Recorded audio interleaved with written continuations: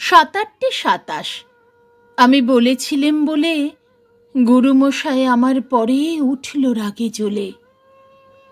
মাগো, তুমি 5 পয়সায় এবার রথের দিনে সেই যে রঙিন পুতুলখানি আপনি দিলে কিনে, খাতার নিচে ছিল ঢাকা, দেখালে এক ছেলে। গুরুমশাই রেগে মেগে ভেঙে দিলেন ফেলে।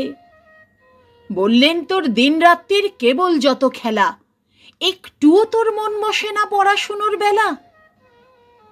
মাগো, আমি জানাই কাকে? ওর কি গুরু আছে?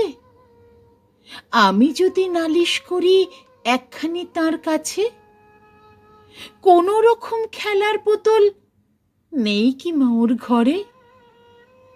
সত্যি কি ওর একটু মন নেই পুতুলের পরে?